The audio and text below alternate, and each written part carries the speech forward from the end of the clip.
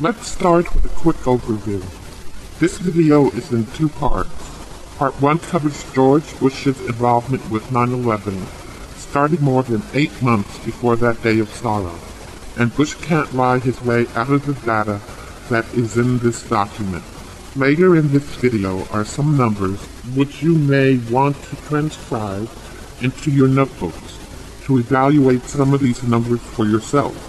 Part 2 covers the new 9/11, which I call 7/11.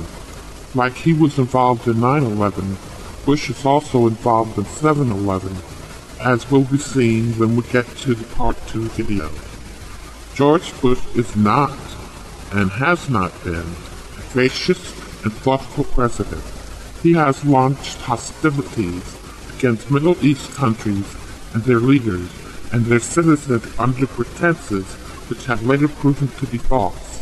Bush has cost the lives of thousands of American soldiers in foreign lands and thousands of U.S. citizens on 9/11. He has also cost the lives of hundreds of thousands of Iraqi and Afghan civilians. Every man, woman, and many children in the United States know of 9/11 and what happened on that date. Shortly after 9/11, I started hearing that certain investors were making huge profits in the stock market by acquiring short sales on American and United Airlines stocks in the weeks and days prior to 9/11. Did the 9/11 Arab terrorists, who were identified by George Bush, contact those who placed those stock purchases, giving them the details of how they would use American Airlines and United Airlines planes that day? What flights they were going to hijack, what they would strike, and what buildings they were going to hit? I don't think so. But somehow, there were messages being sent around or posted in a fixed place on the web that told those who knew how to listen and read that American Airlines flights 11 and 77 and United flights 175 and 93 were going to be used to crash into the World Trade Centers and the Pentagon on that day of American infamy. You bet that someone told investors what was going on, because investors knew well before the morning of 9/11 what 2 American airline planes and 2 United Airline planes were going to do and what the financial impact would be. On that day, only Bush and Rumsfeld could issue a shoot-down order, and neither of them were available until after all the carnage was done. Even many military types in the Pentagon canceled their flight plans for 9/11. It became apparent that they knew something, but possibly not details. Did they have enough information prior to 9/11 to recall their warriors who were on quote-unquote training missions hundreds or thousands of miles from their home bases? I was going to build a website and find out how the messages were sent and by whom, and then tell the world how the information was revealed to those who enriched themselves at the terrible cost of loved ones who were lost on that fateful day. My time prior to what I found was really spent thinking of what to do, gathering facts, doing research, and making preparations for the website that I would offer. I was going to use plagiarism in the best sense of the word to build my website. I would find the cleanest and best examples of a website that I could find, and then use their coding and architectural techniques as an example of how to produce my website efficiently and effectively. This would be the website that I would offer to the world once I found all the information that I wanted to locate, collect, and reveal. In retrospect, I did not realize at the time that there would be hundreds of websites dedicated to documenting and showing all the various aspects of 9/11, like the immensely popular Loose Change and others. Look at the images on the screen. Recognize them? They are perhaps one of the most recognizable faces of the USA in the world. It's WHITEHOUSE.GOV, The image shown is similar to what virtually every document looked like during George Bush's tenure at the White House. Permit me to clarify my last statement. The images of what the images at WHITEHOUSE.GOV look like to the average visitor. Some visitors to WhiteHouse.gov were not average. Documents like these at websites are made up of collections of mumbo-jumbo statements known as source. The source of a document is a program for the web. That program tells your browser how to display the information that it contains, whether the browser be Internet Explorer, Firefox, Safari, Chrome, Aurora, Opera, or even a custom browser. George Bush took office on 1/19/2001. His website did not go active until 1/23/2001. We may never know what transpired between Bush and his web people in those 4 days, unless we had the webmaster's logbook or conversation notes. Bush's control or administrative authority of the website WhiteHouse.gov was active from the day he took office. The information contained in his website and the people who wrote the source were directed by Bush. Let me show you the documents that I showed you just a couple of minutes ago and what they look like internally. On the outside, documents look a little like a nicely finished cake. But when you look at the source, it looks like the raw ingredients, recipe mixing, blending, and cooking instructions that make up that cake, doesn't it? The first 3 documents on 1/23/2001, the first operational day of Bush's WhiteHouse.gov website, were pretty much normal, and I felt that these would be good examples to use for plagiarism. But the 4th document on that day, named 200100123-4, was different. It had a group of 16 statements buried inside the source that I recognized as do-nothing statements as far as browsers were concerned. I even tested the document with 2 of my browsers, Microsoft Internet Explorer and Mozilla's Firefox, to verify my suspicion that they did nothing. I was correct. The statements did nothing that the website visitor would see. But the person who displayed the document's source saw something more.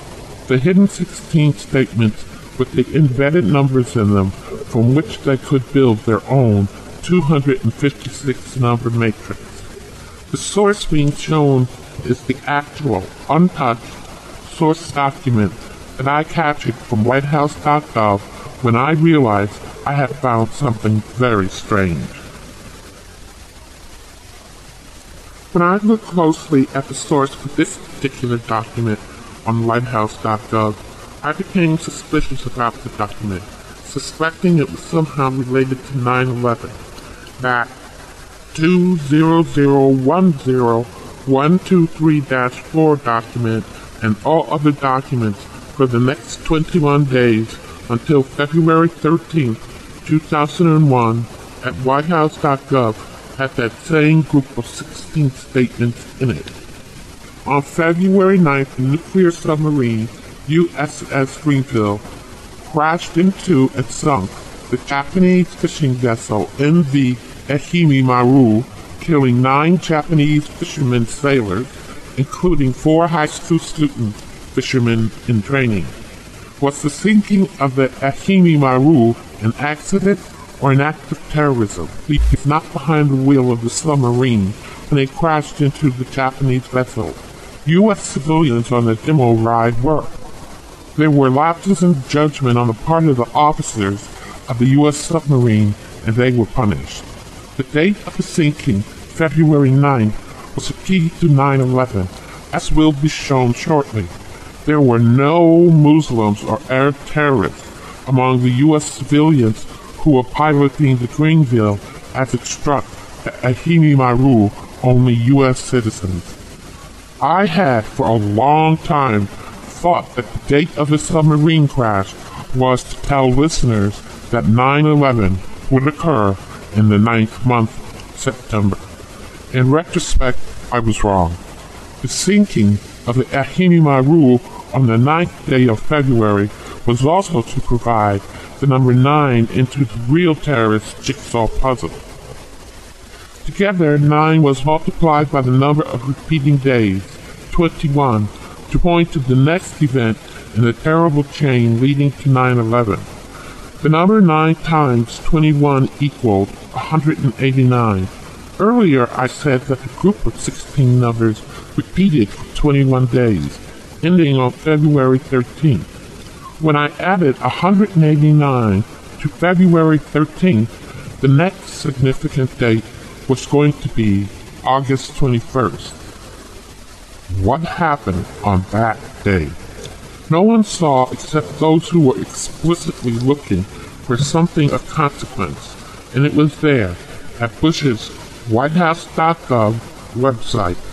On August 21st, 2001, the group of 16 statements, which had appeared for 21 straight days and had stopped, appeared one last time in all the documents sourced on that date. Now we have 2 incidences of 21. If we repeat the number 21 a third time, we will have had something truly significant. August 21st, 2001, plus 21 days equals 9/11. The White House's own website was announcing the date 9/11, and the details of what was going to happen on that date were in the 256 number matrix. The Arab terrorists at whom Bush pointed the 9/11 finger did not have access to WhiteHouse.gov to modify the source of the documents over which Bush and his people had access. The real terrorists were members of Bush's own White House. They were Bush's own people. They were the ones who programmed and displayed information in and on the principal website of the United States. Look at these 16 statements again from the 200100123-4 source. Notice that width changes on each of these statements from 52 in the first of the 16 statements and jumping around until the last of the 16 statements show a width of 1. I'll leave this up for slightly extended period of time for those who may want to transcribe the width numbers to their notebooks. The width perimeter is where all the magic occurred. Do you remember the year before 9/11 when the supersonic passenger jet known as the Concorde caught fire and crashed into a hotel in Gonesse, a suburb of Paris, on July 25, 2000? When 9/11 first hit, I immediately suspected that the crash of that Concorde supersonic passenger jet was involved. But like the 16 numbers which were derived from the statements in the source of the WhiteHouse.gov documents, I did not know how. Note the date of the Concorde crash, July 25th, 2000. It was very important for 9/11.